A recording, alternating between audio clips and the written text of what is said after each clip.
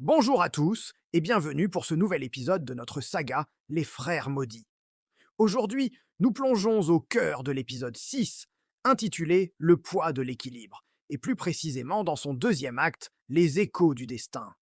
Accrochez-vous bien, car l'univers s'apprête à révéler certains de ses secrets les plus profonds.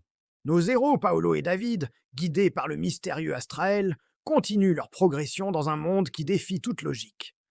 Après avoir traversé des paysages de pure abstraction, ils se retrouvent face à une vision à couper le souffle.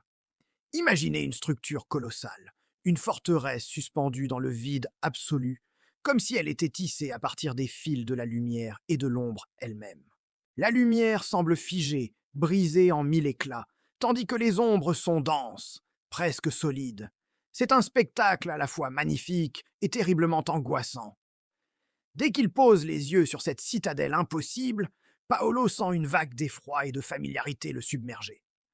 Son cœur se serre et il murmure, presque pour lui-même. Je reconnais cet endroit. David, toujours pragmatique, se tourne vers son frère, le regard interrogateur. Comment Paolo pourrait-il connaître un lieu qui semble exister hors du temps et de l'espace? Paolo, le visage blême, peine à trouver ses mots. Ce n'est pas un souvenir au sens classique. Je le vois, depuis que j'ai mes pouvoirs, dans mes rêves. Cette forteresse hante ses nuits depuis l'éveil de ses capacités. Un présage constant dont il ignorait la signification jusqu'à présent. C'est là qu'Astrael, leur guide énigmatique, intervient pour nommer l'innommable. Sa voix est faux grave, empreinte d'une connaissance millénaire. La forteresse de l'écho. Ce nom résonne étrangement, comme une clé ouvrant une porte sur un passé oublié. Astrael explique que ce lieu n'est pas anodin. C'est le point de convergence, le creuset originel où les forces primordiales, les énergies angéliques et démoniaques, ont été violemment séparées à l'aube des temps. C'est le cœur même de la dualité qui régit leur univers, le lieu de naissance de l'équilibre qu'ils sont censés protéger. Plus ils s'approchent de l'entrée monumentale, plus une étrange sensation s'empare d'eux. Des murmures indistincts commencent à s'insinuer dans leurs esprits. Ce ne sont pas des sons, mais des pensées, des émotions, des fragments de mémoire qui ne leur appartiennent pas. Les frères maudits sont assaillis par des échos d'un passé lointain. Ils ressentent la fureur de batailles cosmiques, la douleur de sacrifices oubliés, l'espoir et le désespoir de générations d'êtres qui les ont précédés. C'est une expérience sensorielle et psychique écrasante. David, le plus terre-à-terre des deux, peine à supporter cette intrusion. Il serre les poings, les dents serrées, luttant contre ces voix qui menacent de le submerger. J'aime pas ça, grogne-t-il, sa résistance instinctive à son comble. Paolo, de son côté, est encore plus affecté. Lui qui est déjà si sensible au flux d'énergie est complètement submergé. Son visage est d'une pâleur mortelle. Il comprend la nature de ce qui se passe. Ce lieu nous teste, souffle-t-il. La forteresse ne se contente pas d'exister.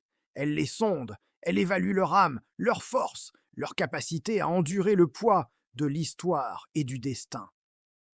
C'est une épreuve avant même d'avoir franchi le seuil.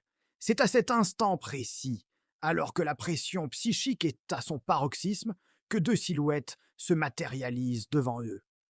Elles ne sont ni hommes ni femmes, ni anges, ni démons.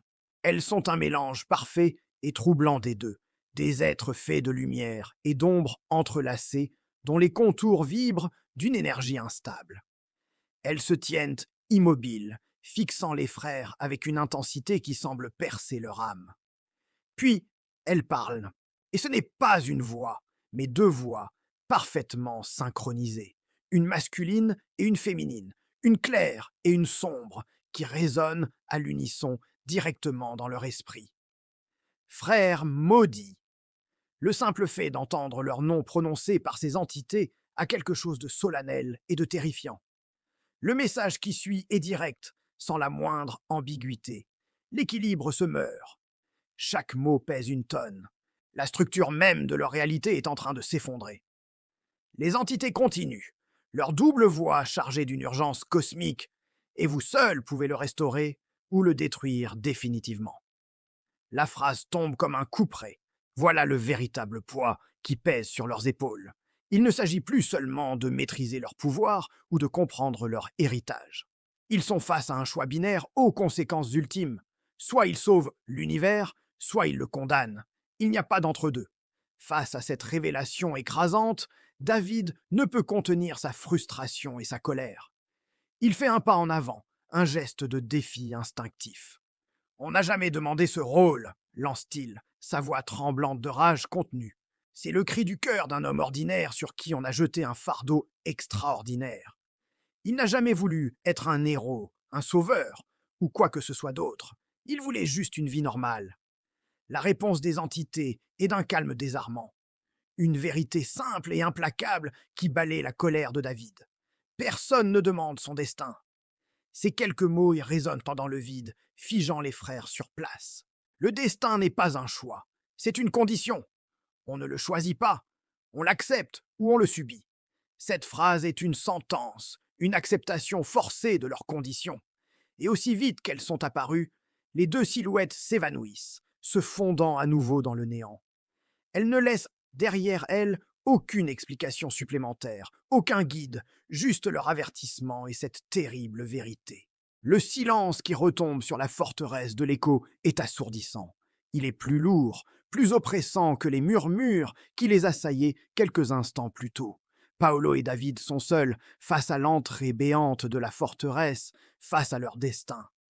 L'acte 2 se termine sur cette image puissante, laissant nos héros et nous-mêmes dans une attente insoutenable. Que vont-ils faire? Oseront-ils entrer dans la forteresse? C'est ce que nous découvrirons dans la suite. Merci d'avoir suivi cet épisode. N'oubliez pas de liker, de commenter pour nous dire ce que vous en avez pensé, et de vous abonner pour ne rien manquer de l'aventure des frères maudits. À très bientôt!